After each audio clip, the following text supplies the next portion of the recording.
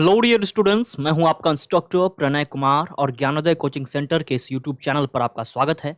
और आज के इस वीडियो में मैं आपको एक कमाल की बात बताऊंगा। मुझे पूरा यकीन है कि आज के इस वीडियो में आप कुछ खास सीख कर जाएंगे। तो सबसे पहले ध्यान देने वाली बात यह है कि एक दिन में अगर हम बांटें दिन को, तो मुख्य रूप से देखिए 4 प्रकार से बांटा जा सकता है, जैसे मॉर्निंग, आफ्टरनून, इवनिंग और नाइट। और सारे टीचर्स और बुक में भी आपने यही पढ़ा होगा कि सबके साथ प्रीपोजिशन इन का प्रयोग करना है, यानी मॉर्निंग के साथ इन, आफ्टरनून के साथ भी इन और इवनिंग के साथ भी इन। केवल एक नाइट है जिसके साथ एट नाइट का प्रयोग किया जाता है। ये आपने जरूर पढ़ा होगा। लेकिन क्या आपको लगता है कि केवल एक ऐसा एट ही है जहां पर नाइट का प्रयोग करते हैं? मैं यहाँ पर किसी समय की 7 o'clock की बात नहीं कर रहा। मुझे पता है सारे स्टूडेंट कर देंगे एट 7 o'clock। मैं कह रहा हूँ मॉर्निंग, आफ्टरनून, इवनिंग और नाइट के साथ। ये बस इतना ही रूल है क्या कि और भी कुछ बातें होती है? तो कमाल की बात आप सीखने के लिए जा रहे हैं। देखिए नेक्स्ट स्लाइड में। देखिए आप जिसे 4 प्रकार में बांट रहे हैं ना, असल में वो 10 प्रकार होता है। यानी 10 जो है समय होता है एक दिन में। कैसे, पहले समझिए। पहले डॉन होता है। डॉन कहने का मतलब ये है कि देखिए उसके बाद सनराइज है ना, यानी सनराइज से पहले का समय वो डॉन कहलाता है। यानी कि सूरज उगने से पहले जो लालिमा आती है उसे ही डॉन कहते हैं। उसके बाद सनराइज, यानी कि सूर्य उदय हो गया, तब सनराइज कहलाया। और उसके बाद मॉर्निंग आता है। तो समझिए मॉर्निंग आपका ये 2 स्टेप के बाद मॉर्निंग आ रहा है। उसके बाद आप सीधा आफ्टरनून पर चले आते हैं। अरे देखिए आफ्टरनून लिखा है, आफ्टर लिखा हुआ ही क्यों है?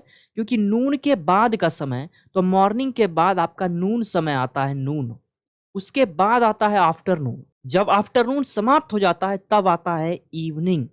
और इवनिंग के बाद आप सीधा लेकर के चले आते हैं नाइट के पास। नहीं, इवनिंग के बाद फिर सनसेट होता है।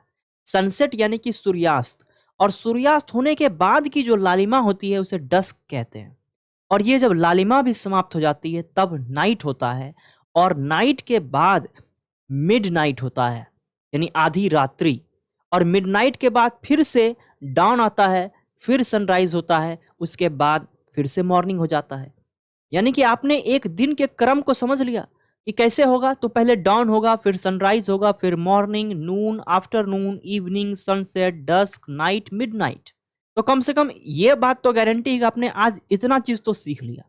अब देखिए एक तरफ मैंने लिखा हुआ है कहां पर एट का प्रयोग हुआ, कहां पर इन का प्रयोग होगा। जहां पर आप बड़े पैमाने पर सोच रहे थे कि इन का प्रयोग होता है और एट का प्रयोग, तो केवल जो है नाइट एक ही ऐसा जो है चीज है जिसके साथ एट का प्रयोग कर दीजिए। ऐसा नहीं है। आप देख पा रहे होंगे कि डॉन के साथ एट, सनराइज के साथ एट, नून के साथ एट, सनसेट के साथ एट, डस्क के साथ एट, नाइट के साथ एट, मिडनाइट के साथ एट, इन सब के साथ प्रीपोजिशन एट का प्रयोग होगा। केवल 3 ही ऐसे हैं, मॉर्निंग, आफ्टरनून और इवनिंग। ये 3 ऐसे समय हैं दिन के जिसके साथ इन का प्रयोग होता है। तो क्या कमाल की बातें आपने सीखी कि नहीं सीखी? आज आपने जाना। और ऐसा क्यों होता है? ऐसा कहते हैं बहुत लोग। अब ये कंफर्म बात नहीं है कि ये जो मॉर्निंग का समय है ये ज्यादा लंबा चलता है, आफ्टरनून का समय ये ज्यादा लंबा चलता है, इवनिंग भी लंबा चलता है, इसीलिए इसके साथ इन का प्रयोग करते हैं। जबकि डॉन, सनराइज, नून ये सब तुरंत समाप्त हो जाता है, इसीलिए इसके साथ एट का प्रयोग करते हैं। लेकिन एग्जाम के पॉइंट ऑफ व्यू से आप याद कर लीजिए कहां पर एट का प्रयोग हुआ और कहां पर इन का प्रयोग हुआ। मैं उम्मीद करता हूं कि आज का ये वीडियो आपके लिए हेल्पफुल होगा। ये चीज आपको बहुत ही कम जगह पर देखने के लिए मिलेगा कि किस प्रकार से सीरियल तरीके से मैंने यहाँ पर रखा और आप लोगों को बताया। कितना आसान था, इसका आप स्क्रीनशॉट भी ले सकते हैं। याद कर लीजिए इसको। मैं उम्मीद करता हूं कि वीडियो आपके हेल्प में आया होगा। वीडियो आपके हेल्प में आया है तो इसे लाइक और शेयर जरूर कीजिएगा।